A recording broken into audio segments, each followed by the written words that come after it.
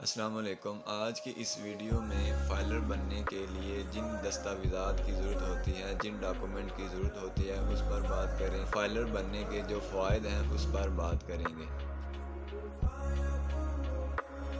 Filer بننے کے لیے جن دستاویزات کی ضرورت ہوتی ہے ان میں شناختی کارڈ، موبائل نمبر اس شخص کے نام پر ہونا چاہیے جو شخص فائلر بننے کے لیے اپلائی کر رہا ہے، اور اس کے بعد ای میل ایڈریس بھی اسی شخص کے نام پر ہونا چاہیے، اور بینک اکاؤنٹ وہ جو شخص روٹین میں استعمال کر رہا ہو۔ ان چار دستاویزات کے ذریعے آپ آن لائن فارم فل کرتے ہیں اور فائلر بن جاتے ہیں۔ فائلر بننے کا مطلب یہ ہے کہ آپ ٹیکس پے لسٹ میں شامل ہو جاتے ہیں۔ عمومی طور پر 6 لاکھ کی پرسنل انکم پر ٹیکس عائد کیا جاتا ہے، یعنی اگر کسی شخص کی انکم 6 لاکھ سے کم ہے تو اس پر ٹیکس عائد نہیں ہوگا، وہ ٹیکس ادا نہیں کرے گا۔ اگر اس کی آمدن 6 لاکھ سے زیادہ ہے تو اس پر ٹیکس لاگو ہوگا، اور 6 سے 12 لاکھ تک ٹیکس کی جو شرح ہے وہ 2.6% ہوگی، یعنی 6 سے 12 لاکھ کی جو رقم ہے اس پر 2.6% تک ٹیکس ادا کرنا پڑے گا۔ فائلر بننے کے بہت سے فوائد ہیں، ہم چند ایک کا ذکر کریں گے۔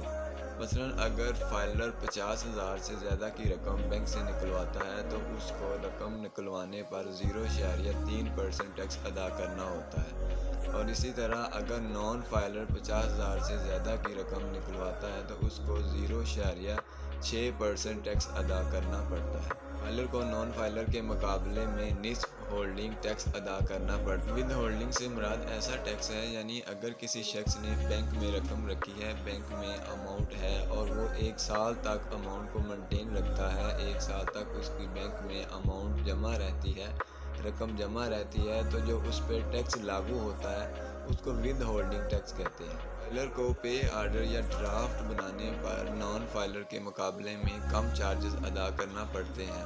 خام مال کی درآمد پر نان فائلر کو 8% ٹیکس ادا کرنا پڑتا ہے اور فائلر کو 5% ٹیکس ادا کرنا پڑتا ہے۔ کمرشل ایکسپورٹ میں نان فائلر کو 9% ٹیکس ادا کرنا پڑتا ہے اور فائلر کو 5% ٹیکس ادا کرنا پڑتا ہے۔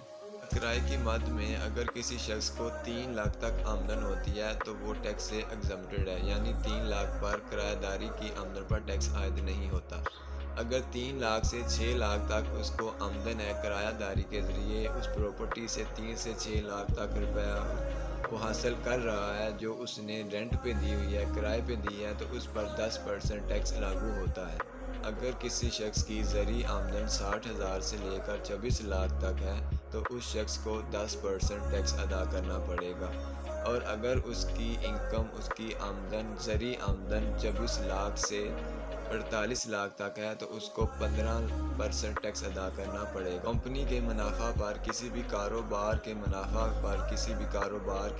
سے حاصل ہونے والی رقم پر فائلر کو 15% ٹیکس ادا کرنا پڑتا ہے اور نان فائلر کو 20% ٹیکس ادا کرنا پڑتا ہے۔ فائلر بننے کا سب سے اہم فائدہ یہ ہے کہ آپ اپنے ملک کی معیشت کو بہتر بنانے میں اہم کردار ادا کرتے ہیں، لہٰذا ہر شخص کو چاہیے کہ وہ فائلر ہو، وہ ٹیکس پیئر ہو۔ اگر اس کی انکم اتنی ہے کہ وہ ٹیکس ڈیڈکشن میں آتی ہے، یعنی اس پر ٹیکس لاگو ہوتا ہے، تو ہر پاکستانی کو چاہیے کہ وہ ٹیکس ادا کرے،